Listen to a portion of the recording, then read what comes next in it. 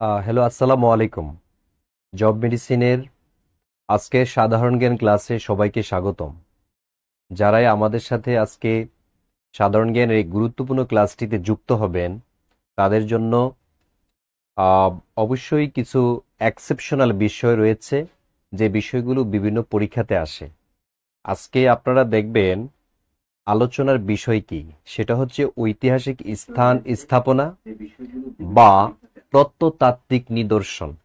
এই যে বিষয়গুলো বারবার পরীক্ষা আসে, এমন একটা পরীক্ষা নেই যেখানে এই টপিকটা এড়িয়ে গিয়েছে, সেটা হচ্ছে ঐতিহাসিক স্থান স্থাপনা। তা আমরা একটানা ক্লাসটি নেব আমাদের প্রতিদিনের মতোই। আজকের ক্লাসটিও আমরা একটানা নিতে চাচ্ছি। তার আগে যে যেখান থেকে দেখছেন সবার সবাইকে বলবো আজকের ক্লাসটি একটু শেয়ার দিয়ে অন্যকে দেখার সুযোগ করে দেন। আর কে কোন জায়গা থেকে দেখছেন, আমি কিন্তু ক্লাস যখন শুরু করব একটানাই আমি পড়াবো ইনশাল্লাহ। আপনারা একটু শেয়ার দিয়ে দেন। আহ, আমাদের ক্লাসের মধ্যে যতজন বেশি স্টুডেন্ট থাকবে ক্লাসটা তত প্রাণবন্ত হবে, ততটা জমবে। তা আমি আশা করি যে আপনাদের সহায়তা থাকবে আজকের ক্লাসটি জমজমাট হতে। অনেকেই সালাম দিয়েছেন, ওয়ালাইকুম আসসালাম। শিশির ভেজা ফুল, তারপরে আমাদের এখানে সূচনা আক্তার জয়েন করেছেন। কোন জায়গা থেকে জয়েন করেছেন দ্রুত বলে দেন। যে যে জায়গা থেকে জয়েন করেছেন জানিয়ে দেন, তাহলে আপনাদের আহ, আরেকটা বিষয় সেটা হচ্ছে আজকের ক্লাসেও গিফট থাকবে, সেটা হচ্ছে সোহেলস ম্যাপ। যারা সর্বোচ্চ গিফট করবে তাদের জন্য এক সেট সোহেলস ম্যাপ অর্থাৎ মানচিত্র, দুইটা মানচিত্র আপনার ঠিকানায় চলে যাবে। সর্বোচ্চ শেয়ারকারী শেয়ার দিয়ে দেন। তো আমাদের সাথে যারাই যুক্ত হয়েছেন, কোথা থেকে যুক্ত হয়েছেন এটা একটু জানিয়ে দেন। আমাদের পারভেজ আহমেদ যুক্ত হয়েছেন। তারপরে হ্যাঁ, আমি আজকে টপিক ভিত্তিক আলোচনা করব। টপিক ভিত্তিক প্রতিদিনই তো আমি এমসিকিউ আলোচনা করি, আজকে চিন্তা করেছি আমি যে একটানা একটা টপিক আমি শেষ করাবো। তাহলে স্টুডেন্টরা যারা আমার সাথে জয়েন করবে তারাও এটা খুব এনজয় করবে। দেখা যায় এমসিকিউটাও খুব দরকার, বাট টপিক ভিত্তিক আরো আরো বেশি দরকার। তা আমি টপিক নিয়ে আলোচনা করছি। আজকের ক্লাসটি সবার জন্যই উন্মুক্ত। তো দেখেন, আজকের যে বিষয়টা সেটা হচ্ছে ঐতিহাসিক স্থান ও স্থাপনা।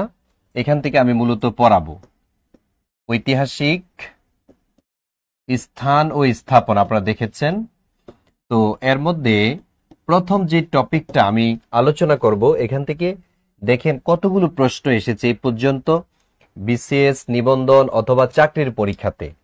যেমন এটা হচ্ছে মহাস্থানগড়। আচ্ছা, আগে একটু বলে রাখি মহাস্থানগড় এটা কি। এটা এক সময় রাজধানী ছিল। এটা হচ্ছে গিয়ে এক সময় রাজধানী ছিল, যার অবস্থান হচ্ছে বগুড়াতে। মহাস্থানগড় একটা প্রত্নতাত্ত্বিক নিদর্শন। এখানে অনেকগুলো প্রত্নতাত্ত্বিক নিদর্শন পাওয়া গিয়েছে। তো মহাস্থানগড় কোথায় অবস্থিত এটা পরীক্ষাতে আসে। এটার অবস্থান হচ্ছে বগুড়া জেলাতে। তো এটা এই যে পুন্ড্র, বাংলার যে সবচেয়ে প্রাচীন জনপদ পুন্ড্র বা পুণ্ড্রবর্ধন, পুন্ড্র বা পুণ্ড্রবর্ধন নামক বর্ধন যে জনপদ, এই জনপদের রাজধানী হিসেবে পরিচিত ছিল। এটা ছিল পুন্ড্র বা পুণ্ড্রবর্ধন জনপদের রাজধানী এই মহাস্থানগড়টা। এখন কারা রাজধানী হিসাবে এটাকে ব্যবহার করত মনে রাখবেন, মৌর্য এবং গুপ্ত বংশ। এই যে মৌর্য মৌর্য এবং গুপ্ত, বাংলার প্রাচীন রাজবংশ এরা। এই যে মৌর্য বংশ এবং গুপ্ত বংশ, মৌর্য বংশটা হচ্ছে ভারতবর্ষের প্রথম রাজবংশ। তাহলে এই যে ভারতবর্ষের প্রথম রাজবংশ, ভারতবর্ষের প্রথম রাজবংশ যেটা বা রাজ পরিবার যেটা, সেটা হচ্ছে মৌর্য বংশ। তো তারা এই ভারতবর্ষকে শাসন করেছে, তাদের রাজধানী ছিল মহাস্থানগড়। আবার এই যে গুপ্ত, গুপ্ত নামক একটি রাজবংশ ছিল, তারাও এই বাংলাকে শাসন করেছেন, ভারতবর্ষকে শাসন করেছেন। এই গুপ্ত যুগকে বলা হতো ভারতবর্ষের সোনালী যুগ। তাহলে দেখুন, এই যে ভারতবর্ষের সোনালী যুগ কোনটি পরীক্ষাতে আসে, ভারতবর্ষের সোনালী যুগ এটা হচ্ছে গুপ্ত যুগ। তার মানে গুপ্ত এবং মৌর্য এদের রাজধানীটা ছিল মহাস্থানগড়ে। মহাস্থানগড়ে মানে সবচেয়ে প্রভাবশালী যেই লিডারের নামটা আমরা জেনে থাকি তিনি হচ্ছেন সম্রাট অশোক। ওনার নাম হচ্ছে সম্রাট অশোক, ওনার নামটাই সবচেয়ে বেশি জড়িত। উনি হচ্ছেন কলিঙ্গ যুদ্ধের ভয়াবহতা দেখে বৌদ্ধ ধর্ম গ্রহণকারী একজন ব্যক্তি, যিনি এই মৌর্য যুগের শ্রেষ্ঠ শাসক। তাহলে দেখুন, এই যে মৌর্য বংশের শ্রেষ্ঠ শাসক কে ছিল? মৌর্য বংশের শ্রেষ্ঠ শাসক যিনি ছিলেন, শ্রেষ্ঠ শাসক যাকে বলা হয় তিনি হচ্ছেন সম্রাট অশোক। তার সময় একটা যুদ্ধ হয়েছিল, সেটা হলো কলিঙ্গ যুদ্ধ। এই কলিঙ্গ যুদ্ধটা হয়েছিল 261 খ্রিস্টপূর্বাব্দ, অর্থাৎ যীশু খ্রিস্টের জন্মের 261 বছর পূর্বে ভারতের কলিঙ্গ নামক স্থানে কলিঙ্গ যুদ্ধটা হয়। এই যুদ্ধের ভয়াবহতা দেখে সম্রাট অশোক বৌদ্ধ ধর্ম গ্রহণ করেছিলেন। তো তাহলে তার রাজধানীটা কোথায় ছিল? এই মহাস্থানগড়ে ছিল। তাহলে পরীক্ষা কত ভাবে প্রশ্নটা আসতে পারে, অশোকের রাজধানী কোথায় ছিল, অথবা মৌর্যদের রাজধানী কোথায় ছিল, তারপরে গুপ্তদের রাজধানী কোথায় ছিল, মহাস্থানগড় এটা আসলে কাদের রাজধানী? এটা হচ্ছে পুণ্ড বা পুণ্ডবর্ধন নামক জনপদের রাজধানী ছিল, যার অবস্থান কোথায়? মহাস্থানগড়ের বর্তমান অবস্থান হচ্ছে এই যে বগুড়ায়। ঠিক আছে, বগুড়াতে হচ্ছে তার অবস্থান। এখন দেখো, এখান থেকে আরো কিছু বিষয় আমরা একটু জানি। মহাস্থানগড়ে কি কি আছে? এই যে মহাস্থানগড়, এখানে আসলে আর কি কি আছে? মহাস্থানগড়ের মধ্যে আরো কিছু গুরুত্বপূর্ণ বিষয় এখানে অবস্থিত, যেমন এখানে আছে খোদার পাথর ভিটা। এই যে খোদার পাথর ভিটা একটা প্রত্নতাত্ত্বিক নিদর্শন। তারপরে হচ্ছে এখানে আছে বেহুলার বাসরঘর। বেহুলার বাসরঘর, এই যে বেহুলার বাসর ঘর, খোদার পাথর ভিটা, আর একটা হচ্ছে বৈরাগীর ভিটাও আছে। এটা একটু মনে রাখবেন, পরীক্ষাতে আসবে বৈরাগীর ভিটা কোথায় অবস্থিত। তাহলে বৈরাগীর ভিটা, বেহুলার বাসরঘর, খোদার পাথর ভিটা এটা হচ্ছে এই মহাস্থানগড়ে অবস্থিত। আবার শাহ মোহাম্মদ বলখির মাজার, এটি শাহ মোহাম্মদ বলখির মাজার কোথায়? বলখির মাজার, শাহ মোহাম্মদ বলখির মাজার এটাও কিন্তু এই মহাস্থানগড়ে অবস্থিত। তাহলে এখানে অনেকগুলো স্থাপনা রয়েছে। তারপরে বাংলার যে প্রাচীন লিপি ব্রাহ্মী, এই ব্রাহ্মী লিপির উদ্ভব মানে সন্ধান পাওয়া গিয়েছে এই মহাস্থানগড়ে। তাইলে প্রাচীন লিপির সন্ধান, প্রাচীন লিপির সন্ধান পাওয়া যায় কোথায়? অর্থাৎ বাংলা যে প্রাচীন লিপি, এই বাংলা প্রাচীন লিপির সন্ধান পাওয়া যায় এই মহাস্থানগড়ে। ঠিক আছে, প্রাচীন লিপিগুলো তৈরি হয়েছিল সম্রাট অশোকের শাসন আমলে। তাহলে এই মহাস্থানগড় এটা আসলে বগুড়া শহর থেকে উত্তর দিকে 13 কিলোমিটার উত্তর দিকে গেলে এই মহাস্থানগড় নামক এই শহরটি পাওয়া যায়। এখানে অনেকেই ঘুরতে যায়। কে কে মহাস্থানগড় ঘুরতে গিয়েছেন এখানে আমি একটু দেখতে চাই, কে কে গিয়েছেন? ওয়ালাইকুম আসসালাম, আয়েশা সিদ্দিকা এইমাত্র জয়েন করেছেন। আমাদের ক্লাসটা আরো জমজমাট হবে যদি আপনারা ক্লাসটা শেয়ার করে দেন। আচ্ছা, তাহলে দেখো এখানে আরেকটা ইনফরমেশন দেই, সেটা হচ্ছে যে মহাস্থানগড় এখানে আবার পাটালিপুত্র নাম ছিল। মহাস্থানগড়টা পরে আবার পাটালিপুত্র নাম হয়ে যায়। ঠিক আছে, পাটালিপুত্র এটা রাজধানী ছিল। বলা হয় মৌর্য এবং গুপ্তদের রাজধানী কোথায় ছিল? পাটালিপুত্র। দুইটাই অবশ্যই, দুটোই পাটালিপুত্র। কে যেন একজন কমেন্টস করে বলেছেন যে ভাইয়া পাটালিপুত্র না? ইয়েস, পাটালিপুত্র তো অবশ্যই। তাহলে একটাই রাজধানী ছিল না। হ্যাঁ, thank you so much Saiful আপনিও গিয়েছেন, অনেকেই গিয়েছেন এখানে, থ্যাংক ইউ সো মাচ। তারপরে আমরা পরবর্তী যেটাতে আসব, আমরা পরবর্তীতে আরেকটা টপিক নিয়ে আলোচনা করব 2 নম্বরে, সেটা হচ্ছে উয়ারি বটেশ্বর। দেখুন এই যে উয়ারি বটেশ্বর নামক 2টা গ্রাম, উয়ারি বটেশ্বর হচ্ছে ঢাকা শহর থেকে উত্তর পূর্ব দিকে অবস্থিত, 70 কিলোমিটার উত্তর পূর্ব দিকে অবস্থিত। তাহলে এটা হচ্ছে ঢাকা থেকে 70 কিলোমিটার উত্তর পূর্ব দিকে, ঠিক আছে, উয়ারি বটেশ্বর। তাহলে কোন জেলাতে অবস্থিত? পূর্ব দিকে নরসিংদী জেলাতে। তাহলে সেটা হচ্ছে নরসিংদী জেলা। এই যে নরসিংদী জেলাতে মূলত উয়ারি বটেশ্বর নামক 2টা গ্রাম, উয়ারি একটা গ্রাম, বটেশ্বর একটা গ্রাম। এই যে উয়ারি বটেশ্বর, এটা হচ্ছে 5ম থেকে 6ষ্ঠ শতকের মানে নিদর্শন রয়েছে। 5ম থেকে 6ষ্ঠ শতকে মূলত দেখা যাচ্ছে যে এরকম নিদর্শন পাওয়া গিয়েছে। আবার কোথাও লেখা আছে প্রায় 2500 বছর আগে, এটা তো একটা মতান্তর, প্রায় 2500 বছর পূর্বের অনেক নিদর্শন দেখা যায়। আবার কোথাও লেখা আছে 6000 বছর আগের, এরকম।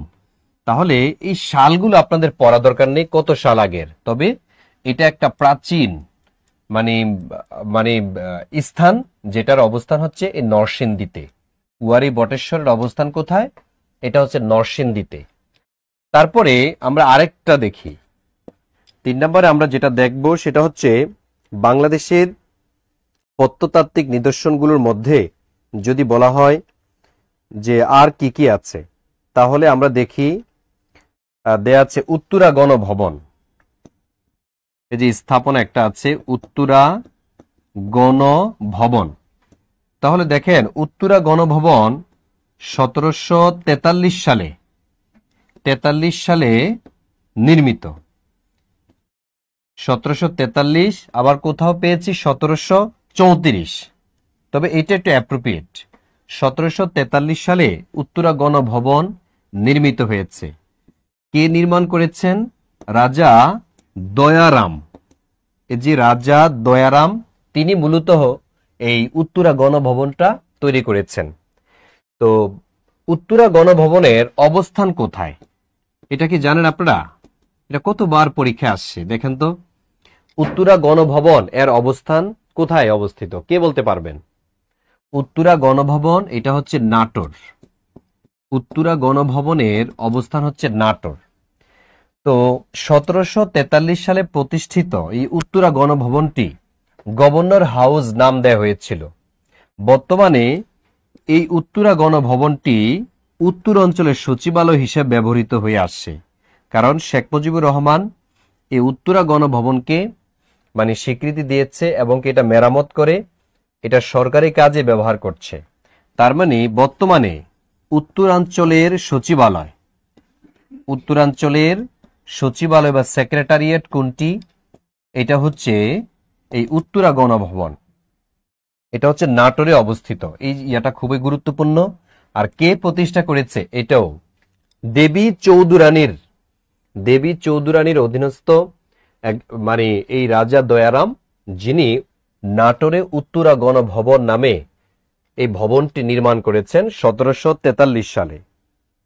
আচ্ছা, তাহলে এবার আমরা চলে যাই আরেকটা অপশনে, আরেকটা প্রশ্নে আমরা চলে যাই। অপশন না, মূলত হচ্ছে আরেকটা টপিক, সেটা হচ্ছে ময়নামতি। এই যে ময়নামতি কোথায় অবস্থিত? ময়নামতি। আচ্ছা, ময়নামতিটা আমি আশা করি যে অনেকেই পারবে। বলুন তো ময়নামতির অবস্থান কোথায়? ময়নামতি যদি বলা হয় ময়নামতি কোথায় অবস্থিত, তাহলে অধিকাংশে বলতে পারবে সেটা হচ্ছে কুমিল্লাতে, তাই না? এটা হচ্ছে কুমিল্লা। তবে সবচেয়ে চমৎকার একটা ছন্দ ব্যবহার করেছে জাহিদ সোহেল ভাই, আমি সেই ছন্দটা একটু লিখছি, তো আপনারা আমার সাথে লিখতে পারেন যে ময়নামতির পাহাড় টিলায় রূপবানের ইট খোলায়। ময়নামতির পাহাড় টিলায়, ময়নামতির পাহাড় টিলায় রূপবানের ইটখোলায়, রূপবানের ইটখোলায়, এই ছন্দটা একটু লিখেন আপনারা। ময়নামতির প্রাসাদ টিলায় রূপবানের ইটখোলায় শালবনের ভোজ ছিল আনন্দের, শালবনের ভোজ ছিল আনন্দের। আচ্ছা, এ হচ্ছে আমার ছন্দ শেষ। এখানে দেখেন অনেকগুলো স্থান রয়েছে যার অবস্থান কুমিল্লাতে। যেমন এই যে ময়নামতি, ময়নামতি বলতে ময়নামতিকে বুঝায়। পাহাড় টিলা বলতে যেটা একটা স্থান, যেটা হচ্ছে ময়নামতিতে, মূলত হচ্ছে কুমিল্লা যার অবস্থান। রূপবানের ইটখোলা, মনে রাখবেন এই যে রূপবানের ইটখোলা, এটার অবস্থান কোথায়? এটা কি জায়গাটার নাম হচ্ছে রূপবানের ইটখোলা। আপনি যদি ময়নামতিতে যান তখন এই স্থানগুলো পাবেন। পরীক্ষাতে আসবে রূপবানের ইটখোলা, এটার অবস্থান কোথায়? তাহলে এটার অবস্থান হচ্ছে এই কুমিল্লাতে। তারপরে এই যে শালবন, তার মানে হলো শালবন বিহার, এটার অবস্থান কোথায়? তাহলে শালবন বিহারের অবস্থানও এই কুমিল্লাতে। এই যে ভোজ, ভোজ মানে হচ্ছে ভোজ বিহার, এটার অবস্থান কোথায়? এটাও কুমিল্লাতে অবস্থিত। তারপরে আনন্দের মানে কি? এটা হচ্ছে আনন্দ বিহার, মনে রাখবে এটা হলো আনন্দ মানে হচ্ছে আনন্দ বিহার। আচ্ছা, আনন্দ মানে হচ্ছে আনন্দ বিহার। তাহলে দেখো এই যে ময়নামতি, তারপরে পাহাড়টিলা, রূপবানের ইটখোলা, শালবন বিহার, ভোজ বিহার, আনন্দ বিহার, এই সবগুলোর অবস্থান কোথায়? সবগুলোর অবস্থান হচ্ছে কুমিল্লাতে। তাহলে দেখেন এই লাইনটা জাস্ট মনে রাখলে আপনি অনেকগুলো অ্যান্সার দিয়ে ফেলতে পারছেন।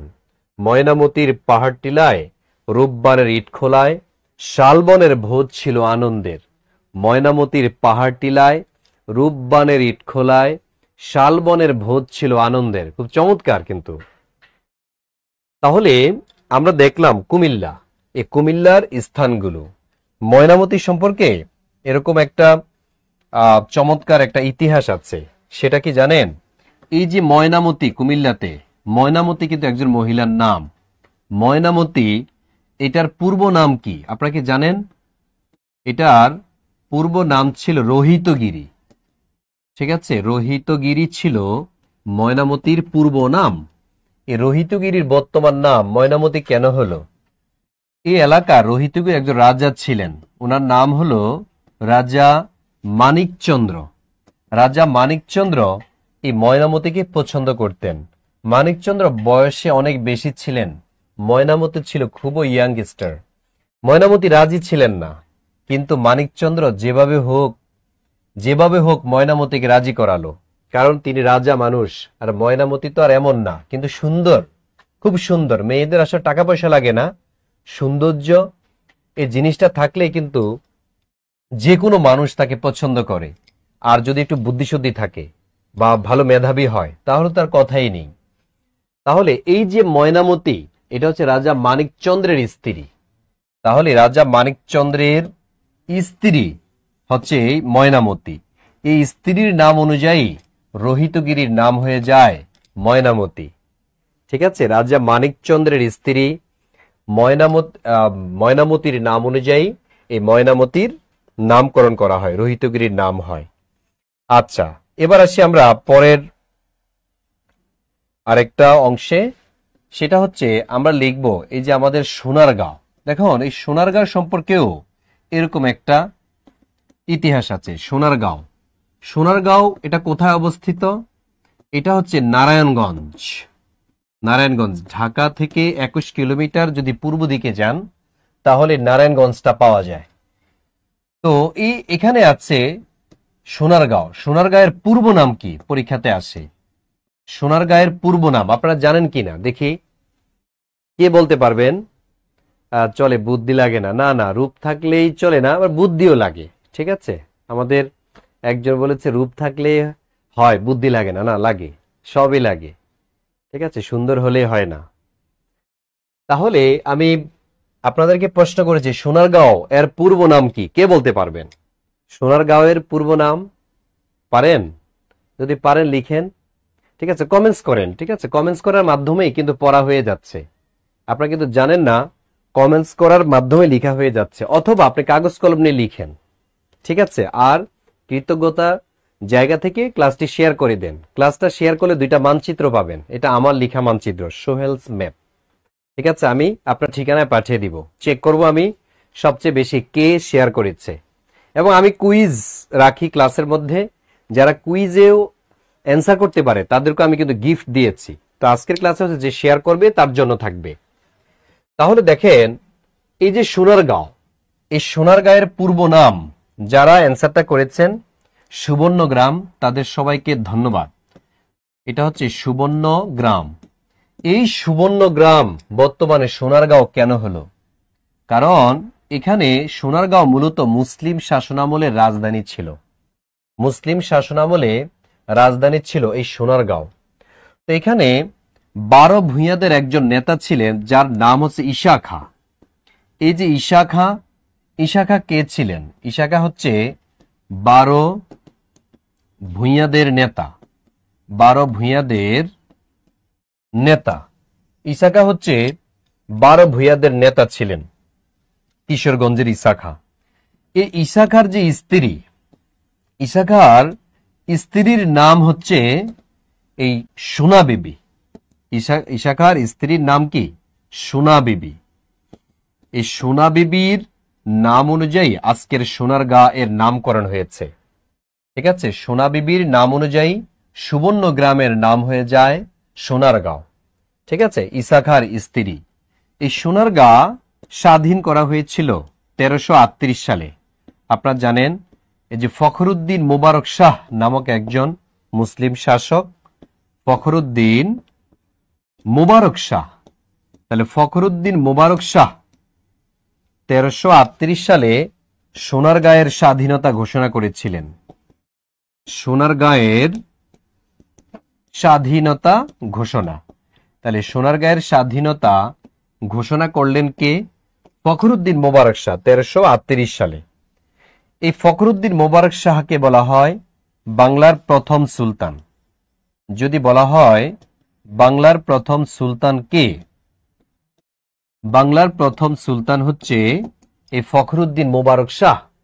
আপনাদের কাছে আমার প্রশ্ন, কে বলতে পারবেন বাংলার প্রথম সুলতান যদি ফখরুদ্দিন মোবারক শাহ হয়, সমগ্র বাংলার প্রথম সুলতান কাকে বলা হয়? কে বলতে পারবেন? উনি তো মূলত সোনারগাঁয়ের সুলতান ছিলেন, মাত্র চালু করেছেন এই বংশটা, কিন্তু সমগ্র বাংলার সুলতান কে ছিল এটা কি বলতে পারবেন আপনারা? দেখি কে বলতে পারেন। হ্যাঁ, সমগ্র বাংলার সুলতান যিনি ছিলেন, আচ্ছা আমি আশা করি অনেকে পারবে। ঈশা খাঁ 12 ভূঁইয়াদের নেতা, হ্যাঁ। আচ্ছা, তাহলে দেখেন সমগ্র বাংলার সুলতান যিনি ছিলেন তার নাম হচ্ছে ইসলাম খাঁ, সরি ইলিয়াস শাহ। ইলিয়াস শাহ, তার নাম হবে ইলিয়াস শাহ। এই সে ইলিয়াস শাহ যিনি হচ্ছেন সমগ্র বাংলার সুলতান ছিলেন। তাহলে সমগ্র বাংলার সুলতানকে, সমগ্র বাংলার সুলতান হচ্ছে ইলিয়াস শাহ। তিনি সমগ্র বাংলার জনপদগুলোকে একত্রিত করে বাঙ্গালা নাম দিয়েছেন, যার কারণে ওনাকে বলা হয় বাঙালি জাতির প্রথম জনক। ঠিক আছে, বাঙালি জাতির প্রথম জনক বলা হয় এই সম্রাট ইলিয়াস শাহকে। তিনি মূলত সমগ্র বাংলার সুলতান হয়েছিলেন, তার অনেক অবদান আছে বাংলা দেশ প্রতিষ্ঠায়। তাহলে মুসলিম আমলে এই যে সোনারগাঁও এটা রাজধানী ছিল, এখানে আর কি কি আছে? এখানে আছে পানাম সিটি বা পানাম নগর। আবার এখানে একসময় প্রচুর ব্যবসা বাণিজ্য হতো। মুসলিম শাসন আমলে প্রচুর ব্যবসা বাণিজ্যের প্রাণ কেন্দ্র ছিল এই সোনারগাঁ, এবং সারা বাংলাদেশের বলা যায় সেন্টার। ঠিক আছে, সেন্টার অফ বাংলাদেশ বলা হতো এই সোনারগাঁওকে। আচ্ছা, তাহলে এবার আমরা যাচ্ছি হচ্ছে আরেকটা ঐতিহাসিক স্থানে, সেটার নাম হচ্ছে সেটা হচ্ছে লালবাগ কেল্লা। আচ্ছা, এই যে একটা স্থাপনা, সেটা হচ্ছে লালবাগ কেল্লা। আচ্ছা, এই যে লালবাগ কেল্লা, এটা এটা 1678 সালে নির্মিত হয়। ঠিক আছে, অর্থাৎ নির্মাণ কাজ শুরু করা হয়। আমার প্রশ্ন হচ্ছে, এই লালবাগ কেল্লার নির্মাণ কাজ শুরু করলেন কে? আচ্ছা, নির্মাণ কাজ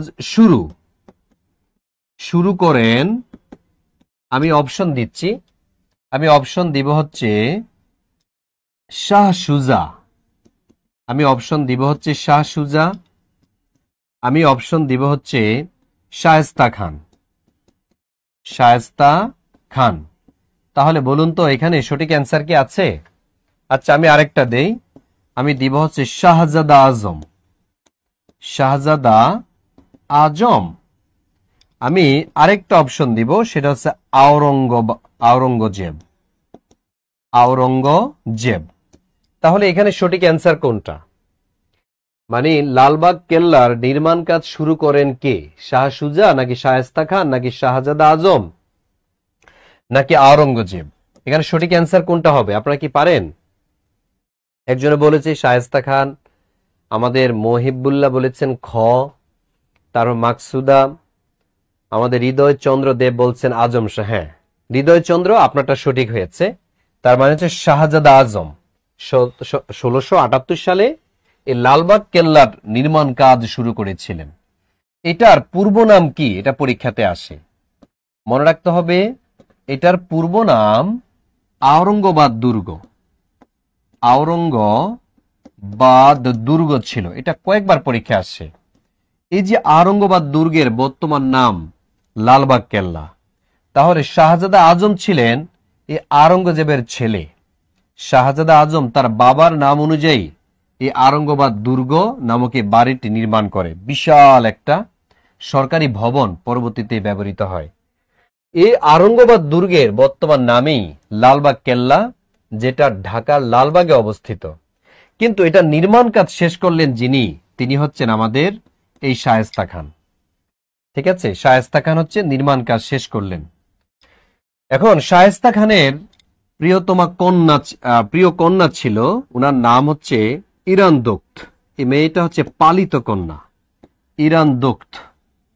এই যে ইরান দোক্ত, এই মেয়েটাকে পালক আনেন। শায়েস্তা খান ছিলেন বাংলার সর্বশ্রেষ্ঠ সুবেদার।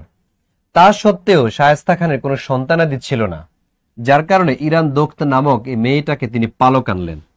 এই মেয়েটা আপনাদের মতো অনেক সুন্দরী ছিল, পরিল্লাহান সুন্দর, তাই মেয়েটার নাম হয়ে যায় পরি বিবি। বাস, এই যে পরি বিবি মেয়ের নাম হয়ে গেল। তাহলে পরি বিবির মাজার কোথায়? পরীক্ষাতে আসে, ওনার মাজারটা হচ্ছে এই লালবাগ কেল্লায়। পরি বিবি কোথায় শায়িত আছে? লালবাগ কেল্লায়। এই লালবাগ কেল্লায় শাহজাদা আজম নির্মিত মসজিদটা এখনো আছে, কত মানুষ সেখানে দেখতে যায়।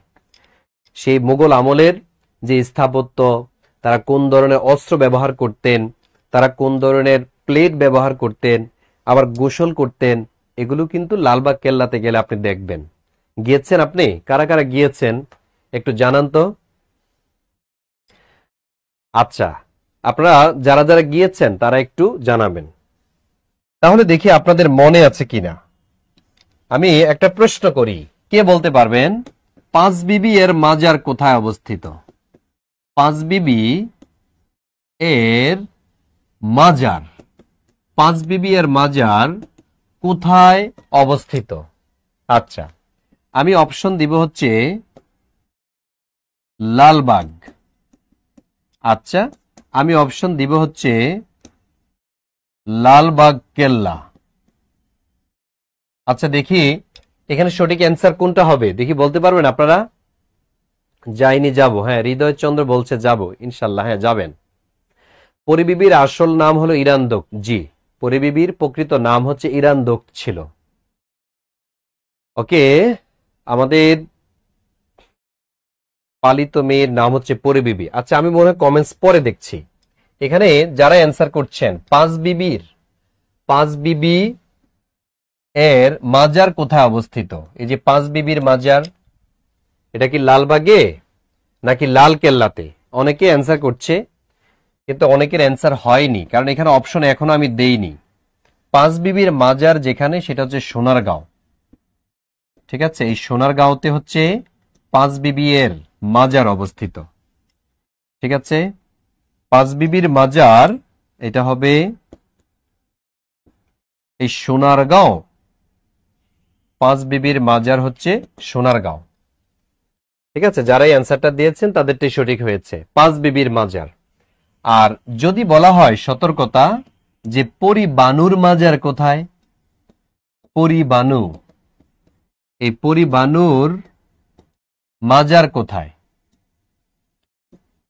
পরিবানুর মাজার কোথায়, এরকম যদি প্রশ্ন আসে অনেকেই লালবাগ কেল্লা দিয়ে দিবে। মনে রাখবেন এটা হচ্ছে ঢাকা বিশ্ববিদ্যালয়ে। ঠিক আছে, ঢাকা বিশ্ববিদ্যালয় এরিয়াতে এই পরিবানুর মাজার। ঠিক আছে, ঢাকা বিশ্ববিদ্যালয়ে পরিবানুর মাজার। ইনি কিন্তু নবাব স্যার সলিমুল্লাহর বোন, আর পরি বিবি শায়েস্তা খাঁর মেয়ে। ঠিক আছে, আর পাঁচ বিবির মাজার এটা হচ্ছে সোনারগাঁয়ে অবস্থিত। আবার আরেকটা সতর্কতা আপনাদের দিয়ে দেই, সেটা হচ্ছে যদি প্রশ্ন আসে লাল কেল্লা এটা কোথায় অবস্থিত, এটা হবে নয়াদিল্লি। লাল কেল্লার অবস্থান কোথায়? নয়াদিল্লিতে। এই যে লাল কেল্লা, এটা নির্মাতা হচ্ছে সম্রাট শাহজাহান। ঠিক আছে, সম্রাট শাহজাহান লাল কেল্লা নির্মাণ করেছেন, যেটা দিল্লিতে অবস্থিত। আর শাহজাদা আজম নির্মিত যেই সরকারি প্রাসাদ, সেটার নাম হলো লালবাগ কেল্লা, যার পূর্ব নাম ছিল আওরঙ্গাবাদ দুর্গ। এই জিনিসগুলো গুরুত্ব সহকারে শিখতে হবে। এবার আসেন আহসান মঞ্জিল। এটা হচ্ছে নবাবদের একটা নিদর্শন, আহসান মঞ্জিল। আচ্ছা দেখেন, এই যে আহসান মঞ্জিল এটা কোথায়? এটা সবাই জানে, এটা হচ্ছে ঢাকার ইসলামপুরে। এটার অবস্থান ঢাকার ইসলামপুরে অবস্থিত। ঢাকার ইসলামপুরে এই আহসান মঞ্জিল অবস্থিত। এটা 1872 সালে নির্মাণ করলেন যিনি, তার নাম হচ্ছে নবাব আব্দুল গনি। তাহলে নবাব আব্দুল গনি সাহেব আপনার এই আহসান মঞ্জিলটা নির্মাণ করলেন। গনি নির্মাতা, এই আহসান মঞ্জিলের নির্মাতা হচ্ছে আব্দুল গনি। আব্দুল গনির বড় ছেলে যিনি, তার নাম হচ্ছে, ওনার যে বড় ছেলে তার নাম হচ্ছে আহসান উল্লাহ। এই আহসান উল্লাহর নাম অনুযায়ী আহসান মঞ্জিলের নাম হয়েছে। ঠিক আছে, যেটা হচ্ছে এই আব্দুল গনি সাহেব নির্মাণ করেছেন। নবাবদের অনেক নিদর্শন এই আহসান মঞ্জিলে গেলে পাবেন।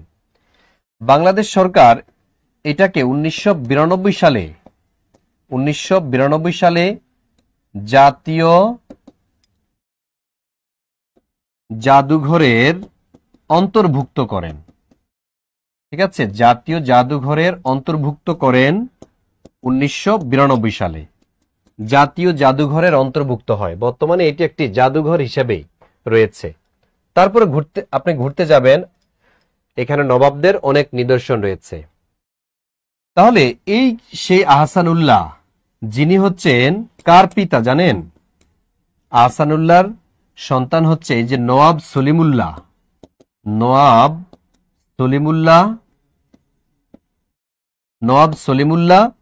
আর হচ্ছে ওই যে পরিবানু তার বাবা। তাহলে সলিমুল্লাহ আর পরিবানু দুইজন হচ্ছে ভাই বোন, আর তার বাবার নাম হচ্ছে আহসানুল্লাহ, আবার তার দাদার নাম হচ্ছে নবাব আব্দুল গনি। এই আব্দুল গনি সাহেব আহসান মঞ্জিল নির্মাণ করেছেন। আহসান মঞ্জিল এত গুরুত্বপূর্ণ একটা জায়গা, যেখানে 1901 সালে প্রথম বৈদ্যুতিক বাতি প্রজ্বলন হয়। তাহলে প্রথম বৈদ্যুতিক বাতি প্রজ্বলিত হয় কোথায়? প্রথম বৈদ্যুতিক বাতি প্রজ্বলিত এটা হয়েছিল এই নবাবদের আহসান মঞ্জিলে। এরপর দিন, অর্থাৎ আহসান মঞ্জিলের বৈদ্যুতিক বাতি প্রজ্বলনের পরদিন সমগ্র ঢাকার শহরে নবাবদের খরচে এই বৈদ্যুতিক বাতি জ্বালানো হয়। নবাবরা কিন্তু বাংলাদেশে অনেক দান করেছেন, অনেক দান করেছেন, অনেক অবদান রয়েছে তাদের। শুধু কি তাই, এই যে ওয়াসা, বাংলাদেশে প্রথম ওয়াসা প্রতিষ্ঠা করেছে নবাবরা, কিন্তু নবাবদের সেই প্রভাব প্রতিপত্তি আজকে হারাতে বসেছি আমরা। নবাবদের সেই সূর্য বীর্যয় আজকে আর নেই। তাহলে আহসান মঞ্জিল সম্পর্কে আমরা এক নজরে জেনে গেলাম। এবার আমরা যাব হচ্ছে বাংলাদেশের ঐতিহাসিক স্থাপনের মধ্যে কয়েকটা বিহার শিখব। বিহার, আপনাদেরকে যদি আমি বলি বাংলাদেশে প্রাচীন যে বিহার আছে, এখন শিখব কি বিহার। এই বিহার মানে হচ্ছে বৌদ্ধদের পবিত্র স্থান। বিহার মনে রাখতে হবে, বৌদ্ধদের পবিত্র স্থান। বৌদ্ধদের পবিত্র স্থানের নাম কি? বৌদ্ধদের পবিত্র স্থানের নাম হচ্ছে বিহার। তো এখন দেখেন বাংলাদেশের যে বিহারগুলো, যেমন একটা বিহারের নাম হচ্ছে সীতাকোট বিহার, সবচেয়ে প্রাচীন বিহার। সীতাকোট বিহার, এই সীতাকোট বিহার সম্পর্কে যে কতবার প্রশ্ন এসেছে নিবন্ধনে, প্রাইমারিতে, বিসিএস এ, শুধু এগুলো ঘুরে ফিরে আসে, কিন্তু আমরা পারি না, ওই যে গুরুত্ব দেই না বলে। সীতাকোট বিহার, এটার অবস্থান হচ্ছে দিনাজপুর। বাংলাদেশের সবচেয়ে উঁচু জেলা দিনাজপুর, এবং এখন প্রচন্ড শীত। তারপর দেখেন, এটা তো গেল, তারপরে যদি আসে সোমপুর বিহার।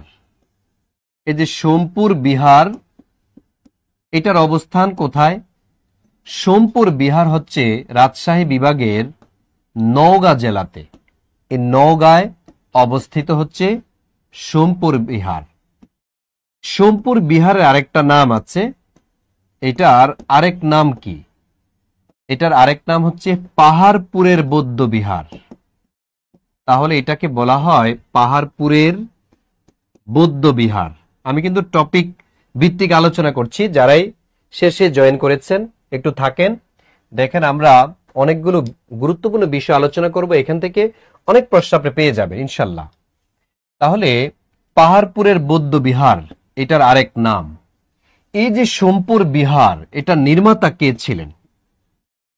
এটার নির্মাতা হচ্ছে পাল যুগের সর্বশ্রেষ্ঠ রাজা, যার নাম হচ্ছে ধর্মপাল। এই ধর্মপাল মূলত সোমপুর বিহারটা নির্মাণ করেছেন নওগাঁতে। আর এই সোমপুর বিহারটা উপমহাদেশের সবচেয়ে বড়। তাহলে যদি বলা হয় উপমহাদেশের সবচেয়ে বৃহৎ কোনটি, কোন বিহার? সেটা হচ্ছে সোমপুর বিহার। ঠিক আছে। তারপরে এই নওগাঁতে আরেকটা বিহার আছে, যার নাম হচ্ছে জগদ্দল বিহার। ঠিক আছে, জগদ্দল বিহার, এটার অবস্থান কোথায়? জগদ্দল বিহার, এটার অবস্থানও এই নওগাঁয় অবস্থিত। তার মানে আমরা বুঝলাম, বিহার শব্দটা থাকলে বুঝবেন এটা হচ্ছে বৌদ্ধ। সোমপুর বিহার যদি বলা হয়, তারপরে ধরেন বলা হচ্ছে সীতাকোট বিহার, এটা বলা হলো, আবার শালবন বিহার। ঠিক আছে, তাহলে এই যে বিহার শব্দটা থাকলে এটা বৌদ্ধতার একটা নিদর্শন। বাংলাদেশে পালরা, এরা কিন্তু বৌদ্ধ ছিল, এটা মনে রাখতে হবে, পালরা ছিল বৌদ্ধ। এবার যেমন আরো কয়েকটা বিহার সম্পর্কে আমরা একটু দেখি, যেমন যদি আসে শালবন বিহার। আচ্ছা, আপনাদের দেখি মনে আছে কিনা, কে দেখি বলতে পারেন? যদি আপনাদেরকে আমি প্রশ্ন করি যে শালবন কোথায় অবস্থিত, দেখি মনে আছে কিনা। শালবন এর অবস্থান, শালবনের অবস্থান কোথায়? আমি অপশন দিব হচ্ছে কুমিল্লা, আমি অপশন দিব হচ্ছে গাজীপুর। দেখি কে বলতে পারেন এই প্রশ্নটা, একটু মাথা খাটান। আমি আশা করি যে আপনাদের মনে আছে। একটু আগে কিন্তু আমি এটার সিনোনিম পড়িয়েছি। শালবনের অবস্থান কোথায়, কুমিল্লাতে নাকি গাজীপুরে? আমাদের রেদোয়ানা উনি বলেছেন কুমিল্লাতে, সুমাইয়া উনি কুমিল্লা বলেছেন, মুমিন হোসেন কুমিল্লা বলেছেন, তারপরে ফাতিহা নূর ফাতিহা তাসনিম বলেছেন বুদ্ধ। আমাদের কুমিল্লা অনেকে বলছেন। ঠিক, দেখেন এখানে শালবন যদি বলে তাহলে সেটা গাজীপুর হবে। ঠিক আছে, এখানে এই প্রশ্নের উত্তর কি? সঠিক উত্তর হচ্ছে গাজীপুর। যখন বলা হবে শালবন বিহার, শালবন বিহার যখন বলা হবে এটার অবস্থান হচ্ছে কুমিল্লায়। ঠিক আছে, বিহার শব্দটা না থাকলে হচ্ছে গাজীপুর হবে। শালবন এই বনটার অবস্থান হচ্ছে গাজীপুরে। যখন বলা হবে শালবন বিহার তখন হবে কুমিল্লায়।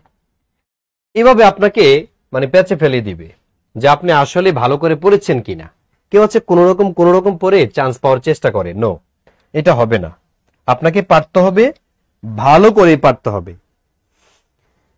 তাহলে এবার দেখবো হচ্ছে আমরা কয়েকটা মন্দির, আমরা মন্দিরগুলো একটু দেখে নেই। বাংলাদেশে কি কি মন্দির আছে যেগুলো আমাদের পরীক্ষাতে আসার মতো। প্রথমে আমরা শিখবো হচ্ছে কান্তজির মন্দির। আচ্ছা, মন্দির যদি বলা হয় কাদের পবিত্র স্থান? মন্দির বললে হচ্ছে হিন্দুদের পবিত্র স্থান বা সনাতনীদের পবিত্র স্থান যেটা, সেটা হচ্ছে মন্দির। তাইলে এই যে মন্দির, আমরা যদি বলে কান্তজির মন্দির, এটা কোথায় অবস্থিত? বাংলাদেশে প্রাচীন মন্দিরগুলোর মধ্যে কান্তজির মন্দির, কান্তজীয় মন্দির বলা হয় এটাকে। এই কান্তজীয় মন্দিরের অবস্থান কোথায়? হ্যাঁ, রাজ আহমেদ সঠিক অ্যান্সার দিয়েছে। রিদওয়ানা আপনারটা সঠিক অ্যান্সার। রিজওয়ানা অনেকগুলো অ্যান্সার দিয়েছে আজকে। তারপরে উৎপল, হ্যাঁ আপনারটা হয়েছে না, আপনি গাজীপুর দিয়েছেন। শালবন, ইয়েস। কান্তজিয়র মন্দির এটাও দিনাজপুরে অবস্থিত। ঠিক আছে, দিনাজপুরে অবস্থিত হচ্ছে এই কান্তজির মন্দির। আরেকটা মন্দির একটু গুরুত্বপূর্ণ, সেটা হচ্ছে ঢাকেশ্বরী মন্দির। মনে রাখবেন, এই যে ঢাকেশ্বরী মন্দির, এটার অবস্থান হচ্ছে ঢাকাতে, পুরান ঢাকায়, গাজীপুরে আজিমপুরে পড়েছে। এটা হচ্ছে ঢাকায়। এই যে ঢাকেশ্বরী মন্দির, এটার নির্মাতাকে পরীক্ষাতে আসে। এটার নির্মাতা হচ্ছে বল্লাল সেন, সেন বংশের একজন রাজা বল্লাল সেন এই ঢাকেশ্বরী মন্দির নির্মাণ করেছেন। ঢাকেশ্বরী মন্দির এটা হচ্ছে একটা জাতীয় মন্দির। বাংলাদেশের যে জাতীয় মন্দির, এটার নাম হচ্ছে ঢাকেশ্বরী মন্দির। একটু বলে রাখি, এই যে ঢাকেশ্বরী মন্দির, এই মন্দিরের নাম অনুযায়ী ঢাকার নামকরণ হয়েছে। ঢাকার নামকরণ কোন মন্দিরের নাম অনুযায়ী? সেটা হচ্ছে ঢাকেশ্বরী মন্দিরের নাম অনুযায়ী। তাহলে ঢাকেশ্বরী মন্দিরের নাম অনুযায়ী ঢাকার নামকরণ হয়েছে। ঠিক আছে, যদি বলা হয় ঢাকার শহরের গোড়াপত্তন করেন কারা, তাহলে হবে মুসলিমরা। ঢাকার শহরের গোড়াপত্তন করেছেন মুসলিমরা। আর ঢাকাকে রাজধানী ঘোষণা করেছেন কারা? তাও মুসলিমরা। ইসলাম খান 1610 সালে ইসলাম খান এই ঢাকাকে রাজধানী ঘোষণা করেন প্রথমে। আচ্ছা, তাহলে ঢাকেশ্বরী মন্দিরের পরে আরেকটা মন্দির আমরা শিখবো, সেটা হচ্ছে আদিনাথ মন্দির। আদিনাথ মন্দির এটা কোথায় অবস্থিত? দেখেন, যদি বলা হয় আদিনাথ মন্দির, মনে রাখতে হবে আদিনাথ মন্দিরের অবস্থান হচ্ছে মহেশখালী, কক্সবাজার। তাহলে কক্সবাজারের মহেশখালীতে এই আদিনাথ মন্দিরের অবস্থান। এটা অনেক পরীক্ষা আসছে, কতগুলো পরীক্ষা যে আসছে আমি আসলে হিসাব দিতে পারবো না। অনেক পরীক্ষা আসছে আদিনাথ মন্দিরের অবস্থান কোথায়, অথবা মহেশখালী বিখ্যাত কেন এই আদিনাথ মন্দিরের জন্য। ঠিক আছে, তাহলে মন্দির গেল। এবার আসেন আমরা শিখবো হচ্ছে মসজিদ। আমরা দেখি বাংলাদেশের বিখ্যাত কয়েকটা মসজিদ আছে, এক নজরে একটু দেখে নিই মসজিদগুলো। তাহলে দেখেন, মসজিদ বললে কাদের পবিত্র স্থান? মুসলমানদের। দেখেন মনে আছে কিনা, বিহার হচ্ছে বৌদ্ধদের পবিত্র স্থান, মন্দির এটা হিন্দুদের পবিত্র স্থান, আর মসজিদ মুসলমানদের পবিত্র স্থান। তাইলে যদি মসজিদ বলা হয়, বলেন তো বাংলাদেশের প্রথম মসজিদ কোনটা? বিডি মানে বাংলাদেশ। বাংলাদেশের প্রথম মসজিদ, এটা আমার গত ক্লাসে আমি পড়িয়েছিলাম। একজনে অ্যান্সার দিয়ে অলরেডি একটা গিফট পেয়েছে। আমি এই অ্যান্সারটা করার কারণে আমি তাকে মানচিত্র উপহার দিয়েছিলাম। দেখেন, বাংলাদেশের প্রথম মসজিদ যেটা, সেটা হচ্ছে লালমনিরহাটে। যে লালমনিরহাট, লালমনিরহাটে অবস্থিত এই মসজিদটা, যে মসজিদের নাম হচ্ছে সাহাবায়ে কেরাম মসজিদ। সাহাবায়ে সাহাবায়ে কেরাম মসজিদ। সাহাবায়ে কেরাম মসজিদ এটা হচ্ছে বাংলাদেশের প্রথম মসজিদ। এটার আরেকটা নামও আছে, এটাকে আবার বলা হয় হারানো মসজিদ। সাহাবায়ে কেরাম মসজিদ অথবা অথবা হারানো মসজিদ। হারানো মসজিদ কেন? কারণ এই মসজিদটা নির্মিত হয়েছিল 61 হিজরিতে। 61 হিজরিতে নির্মিত হয়েছে এই মসজিদটি। তো সাহাবীরা প্রথম এসে এই উপমহাদেশে প্রথম এই মসজিদটা নির্মাণ করে, কিন্তু এই এলাকা তো তখন মুসলমান ছিল না। এটা আসলে অনাবাদ থাকতে থাকতে একসময় দেখা যায় গাছপালায় ঢেকে যায়। পরবর্তীতে এটা মানুষ আবিষ্কার করে, দেখে যায় আর এটা তো একটা মসজিদ। তো এই যে পুনরায় পাওয়া যায়, এই জন্য এটাকে বলা হয় হারানো মসজিদ। বাংলাদেশে এরকম অনেক পুরানো স্থাপনা আছে, মন্দির আছে, তারপরে হচ্ছে বিহার আছে, এগুলো মাটির নিচে চাপা পড়ে গিয়েছে। অনেক মসজিদও মাটির নিচ থেকে বের হয়, আমরা এগুলাকে বলি গায়েবী মসজিদ। আসলে গায়েবী বলতে এরকম কিছুই না, এগুলো হচ্ছে একসময় মানুষ তৈরি করেছে, কিন্তু প্রাকৃতিক দুর্যোগের কারণে, হয় কখনো ভূমিকম্প অথবা তার চেয়েও ভয়াবহ অনেক প্রাকৃতিক দুর্যোগের কারণে এগুলো মাটি চাপা পড়ে যায়, অথবা বন্যা, ভয়াবহ বন্যার কারণেও অনেক সময় এগুলো মাটি চাপা পড়ে যেত। তখন এগুলো মাটির নিচ থেকে পাওয়া যায় বলে এগুলোকে বলা হয় গায়েবী অথবা হারানো। আচ্ছা, তাহলে এই মসজিদগুলো আমরা দেখলাম বাংলাদেশের প্রথম মসজিদ, এটা হচ্ছে সাহাবায়ে কেরাম মসজিদ। এবার আমরা দেখব হচ্ছে বাংলাদেশের আরেকটা মসজিদ, খুবই গুরুত্বপূর্ণ একটা মসজিদ, এটা হচ্ছে 60 গম্বুজ মসজিদ। পরীক্ষাতে আসে, দেখো যদি প্রশ্ন আসে যে 60 গম্বুজ মসজিদ, 60 গম্বুজ মসজিদ এটা কোথায় অবস্থিত, তাহলে এটার অবস্থান হচ্ছে বাগেরহাটে। তাহলে এটার অবস্থান হচ্ছে কোথায়? বাগেরহাট। বাগেরহাটে অবস্থিত। আচ্ছা, এটার নির্মাতা কে? নির্মাতা হচ্ছে পীর খান জাহান আলী।